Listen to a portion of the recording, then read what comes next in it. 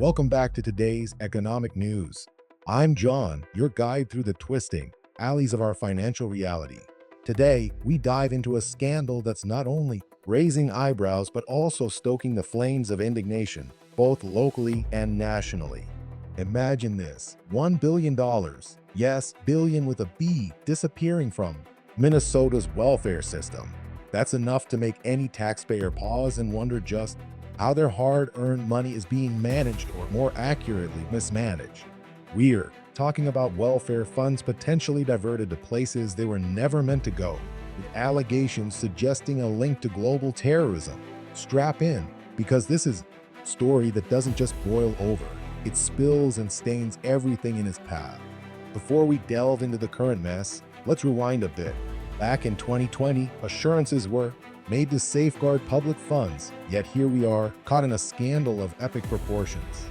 The Somali American community, relying on the traditional hawala system to send much-needed financial support to families back home, now finds itself scrutinized amidst these fraud allegations. Historically, the hawala system has been vital for survival, especially considering Somalia's fragile banking infrastructure. But this vital lifeline now stands accused of being a potential conduit for nefarious activities. It's ironic. The systems built to protect and nourish are the very systems exploited by those with less than noble intentions. Minnesota, with its robust legislation on paper, reflects systemic vulnerabilities that seem almost handcrafted for exploitation.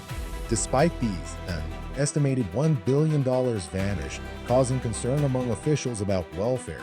Funds possibly funneling into hands that have little regard for peace and stability. The decade following 2009 saw young Somali Americans enticed by and sometimes recruited into extremist organizations such as Al-Shabaab.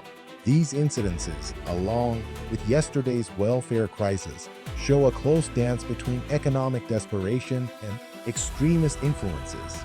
It's a disturbing replay of fragility spiraling into chaos despite legislative promises of oversight and security. So let's talk numbers, because they paint a vivid picture that words alone cannot. The fraud allegedly siphons off $1 billion. To put that in perspective, that's like taking $930 from every household in Minnesota. Now, wouldn't you want to know where your participation in the economy is really going? In contrast, Somali Americans, often caught in a financial struggle, manage to send about $250 million back home annually, purely out of necessity. It's a nobility born from necessity, a testament to sheer human spirit amid adversity. Yet, globally, Somalis remit around $1.3 billion, which constitutes 15 to 20% of Somalia's entire economic output. These funds are lifelines, not luxuries, but the whispers of diversion to fund conflict rather than comfort are enough to chill any bleeding heart. Direct voices from the fray tell us, because there's more than $1 billion that's been stolen, and a significant portion of those dollars have been directed overseas, there are concerns this money could be either directly or indirectly funding terrorist organizations like Al-Shabaab. Yet other voices suggest families often send 10 to 15, sometimes even 30% of their incomes to elderly relatives or young ones abroad. The juxtaposition here is stark: intense noble, but caught up in a larger web of deceit spun by a few to undermine the many. How does a system designed to help end up doing more harm than good? One might say incompetence. Others might say apathy. Minnesota's oversight failures exhibit a Dickensian tale of bureaucracy losing sight of humanity. It's not just Minnesota, though. It's a cautionary tale for all states, all nations, that wishful thinking isn't a strategy and overlooked regulation is exploitation waiting to happen. What we see here is not only a theft of funds, but a theft of trust, liberty, and dignity.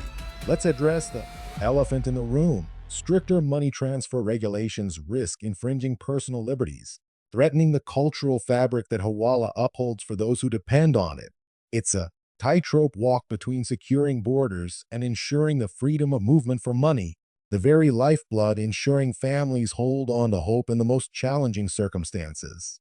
In conclusion, the siphoning of welfare funds signifies a broader loss than just numerical. It's a loss etched into the confidence of everyone who believed governing bodies acted in citizen best interest. Be wary, be vocal, be informed. This isn't merely a story about fraud. It's about systems failing those they've sworn to protect. If you feel the burden of others' mistakes too heavily on your shoulders, hit subscribe. Let's continue scrutinizing these developments, pushing for reforms that serve every citizen sincerely. This is John, signing off until next time.